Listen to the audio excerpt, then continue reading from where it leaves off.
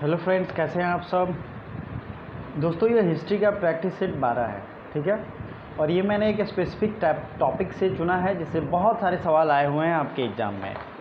तो वीडियो के सारे क्वेश्चन प्रैक्टिस करना है। प्रैक्टिस करने का रूल क्या है, हर क्वेश्चन के लिए मैं आपको 2 से 3 सेकेंड का टाइम दूंगा।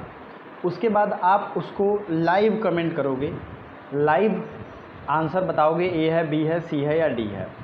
देन आफ्टर आपको मैं फाइनल आंसर बताऊंगा, ठीक है। आपने पहले भी ये किया है और इससे पहले 11 प्रैक्टिस सेट आ चुके हैं हिस्ट्री के। अगर आपने नहीं लगाए हैं तो प्लीज़ हिस्ट्री का प्लेलिस्ट है, ठीक है, प्लेलिस्ट में जाएंगे, लाइन से जितने भी हैं सबको 1-2 घंटे में सब का सब खत्म हो जाएगा।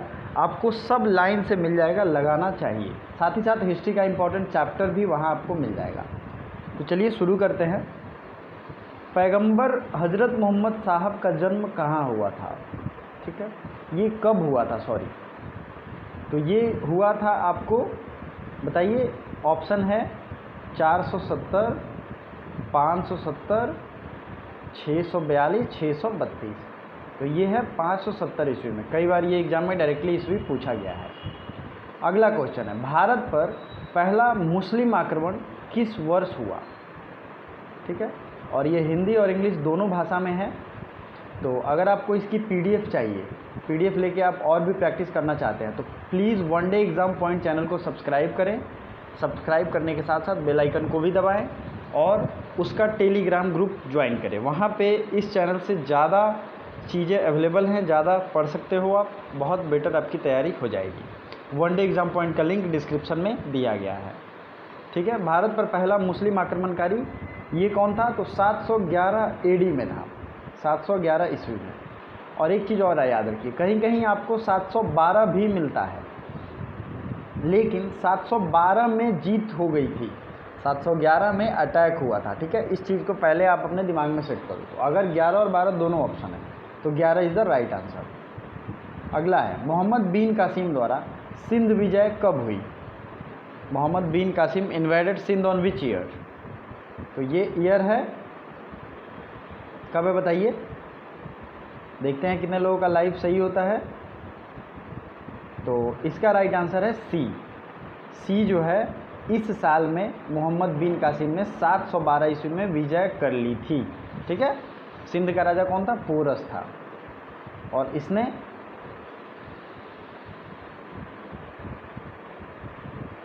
सरेंडर किया लड़ते हुए, ठीक है, ये आपको याद होना चाहिए। तो पहला आक्रमणकारी भी मोहम्मद बिन कासिम था। अब आते हैं अगला, भारत में पहला मुस्लिम आक्रमणकारी था।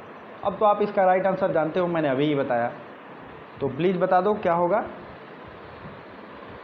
ये होगा मोहम्मद बिन कासिम, ठीक है, मोहम्मद बिन कासिम। चलिए आगे बढ़ते हैं। आगे बढ़ने से पहले वीडियो को लाइक करना बनता है, क्योंकि मैं काफ़ी मेहनत करता हूँ, कई सारी चीज़ें आपके लिए लाता हूँ और आपका ये फ़र्ज़ बनता है कि एटलीस्ट लाइक कर दो, ठीक है। पीडीएफ के लिए टेलीग्राम का लिंक डिस्क्रिप्शन में है, ज्वाइन कर लेना। भारत पर सर्वप्रथम मुस्लिम आक्रमणकारी थे। देखिए, ये थोड़ा सा अलग सवाल है। मुस्लिम जो थे वो गजनी के थे, गोर के थे, अरब के थे या तुर्क अफ़गान थे, किस तरीके के थे वो मुस्लिम। तो वो थे अरब आक्रमणकारी, ठीक है। भारत पर सर्वप्रथम मुस्लिम आक्रमणकारी कौन थे, वो थे अरब के आक्रमणकारी। चलिए आगे बढ़ते हैं। इनमें से कौन गजनी राजवंश का संस्थापक था। तो ये आपको पता होगा, ठीक है। गजनी या यामनी वंश इसे कहते हैं। और इसे ध्यान से सुनिए, ये जितने भी ऑप्शन हैं इसमें से एक ऑप्शन तो सही होगा। और आप ये सोच रहे होंगे कि ये सी हो सकता है, तो मैं आपके लिए ये ट्रिकी इसलिए रखा हूँ ताकि आप खुद इसका राइट आंसर दो। ये राइट आंसर है तो भी सही है, आप बताओगे कमेंट बॉक्स में कमेंट करके, ठीक है। लाइव भी कर सकते हो, कमेंट बॉक्स में भी, लेकिन हो सकता है कि इसका आंसर कुछ और हो, तो ये ट्रिकी है, ठीक है। आपको इसका राइट आंसर अगर इनमें से नहीं है, ये गलत है, तो सही आंसर बताना है। मैं आपको इशारा कर दिया हूँ, आप जो भी समझदार होंगे वो समझ जाएंगे। निम्न में से कौन चंदेल शासक महमूद गजनवी से पराजित नहीं हुआ था। तो चंदेल शासक जो था ना, विद्याधर, ये महमूद गजनवी से पराजित नहीं हुआ था। मतलब क्या हुआ कि महमूद गजनवी आपको पता ही है बहुत बार आक्रमण करता है भारत पे, और उस समय चंदेल शासक विद्याधर था, इससे वो हार कर भाग जाता है, विद्याधर से वो जीत नहीं पाता है। ठीक है, तो इसलिए ये क्वेश्चन पूछा गया है। चलिए आगे बढ़ते हैं। महमूद गजनवी का दरबारी इतिहासकार कौन था? Court historian of Mahmud Ghaznavi, बताइए राइट आंसर। तो ये था उत्बी। क्या नाम था इसका? उत्बी। ठीक है, उत्बी की किताब बहुत ज़्यादा फेमस है, आपको याद भी होगा, और इन किताबों का लिस्ट आपको हिस्ट्री के प्लेलिस्ट में मिल जाएगा, इसलिए मैं आपको एक्स्ट्रा टाइम नहीं दूंगा। ठीक है, फिरदौस। फिरदौस किसने लिखा था? फिरदौस किसके रचयिता थे? तो इन्होंने लिखा था शाहनामा। ठीक है, शाहनामा के रचयिता कौन थे? फिरदौस। चलिए, और चंदबरदाई, इनके बारे में आप क्या जानते हो? इन्होंने क्या लिखा था? पृथ्वीराज रासो। प्लीज़ जो एक्स्ट्रा फैक्ट मैं बताऊं नोट करते चलो, क्योंकि मैं एक्स्ट्रा फैक्ट बताऊंगा ही।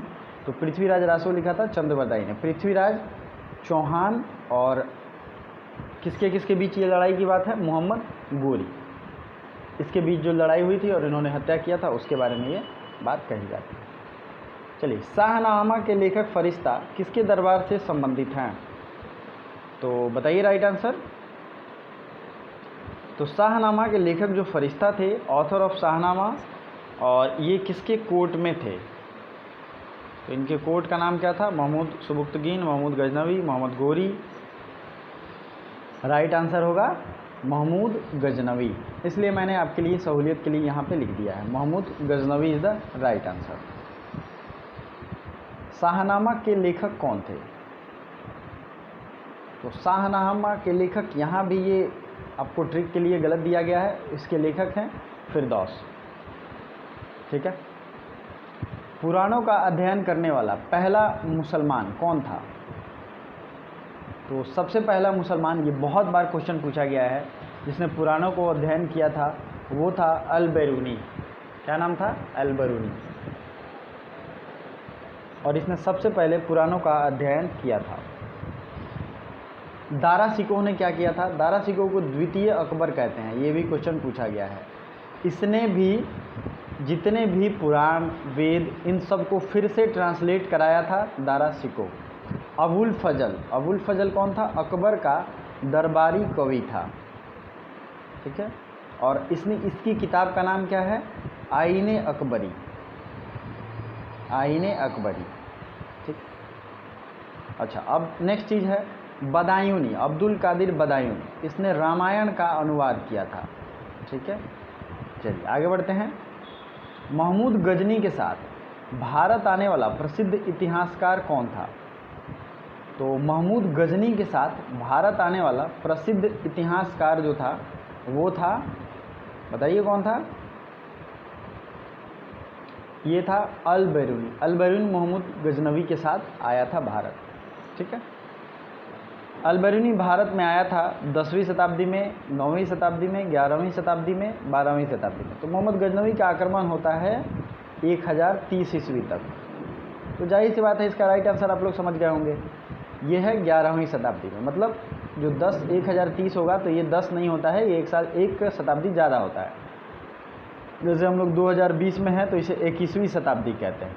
ठीक है, तो इसलिए आपको ये याद रखना चाहिए। 11वीं शताब्दी में अल-बिरूनी आया था किसके साथ? महमूद गजनवी के साथ। चलिए अगला क्वेश्चन है 14 नंबर। महमूद गजनी के साथ भारत आने वाला मुस्लिम विद्वान कौन था? देखिए ये क्वेश्चन जो है अलग अलग तरीक़ों से पूछा गया है, इसलिए आपके पास अलग अलग तरीक़ों से मैंने रिप्रेजेंट किया है। ठीक है, तो ये है अल-बिरूनी। तो ये क्वेश्चन इतना ज़्यादा महत्वपूर्ण है क्योंकि इसे घुमा फिरा के किसी न किसी तरीके से अलग अलग एग्ज़ाम में पूछे ही जाते हैं। अगला क्वेश्चन है, निम्नलिखित में से कौन सा कथन अल-बिरूनी के संबंध में सही नहीं है? वह एक धर्मनिरपेक्ष लेखक था, वह उसका ग्रंथ उस समय के जीवंत भारत से प्रभावी था, वह संस्कृत का विद्वान था, वह त्रिकोणमिति का विशेषज्ञ था। इसमें से पूछ रहा है कि कौन सा सही नहीं है। तो ये है वह धर्मनिरपेक्ष लेखक था। ठीक है, वह क्या था? धर्मनिरपेक्ष लेखक। किसने एक तरफ संस्कृत मुद्रा लेख के साथ चांदी के सिक्के निर्गत किए? तो संस्कृत मुद्रा लेख के साथ चांदी के सिक्के निर्गत किए किसने? महमूद गजनवी ने। ठीक है, महमूद गजनवी का ये काम था, आपको ये याद रखना चाहिए, जिसने एक तरफ संस्कृत मुद्रा लेख था और दूसरी तरफ चांदी के सिक्के थे। अगला है, ये मुसलमान होते हुए भी संस्कृत मुद्रा लेख लिखता है, ये बहुत बड़ी बात है, तो आपको ये याद रखना चाहिए। निम्नलिखित में से मध्य एशिया के किस शासक ने 1192 में उत्तर भारत को जीता? तो मध्य एशिया मतलब सेंट्रल एशिया, मैंने मैप में आपको कई बार दिखाया है। और एक चीज़ मैं कहना चाहता हूँ, मैं जो डेली करंट अफेयर्स लाता हूँ उसमें जितने भी मैप के फैक्ट्स बताता हूँ वो आपके एग्ज़ाम में किसी न किसी तरीके से आया हुआ है। तो जब भी आता है 6 से 8 के बीच में करंट अफेयर्स आता है, हाँ कभी कभी देर भी हो सकता है, ठीक है, तो आपको वो देखना चाहिए। देखने के बाद नोट्स बनाना चाहिए, क्योंकि एटलीस्ट आपके पास नोट्स होगा तो आप टाइमली रिवीजन कर पाओगे।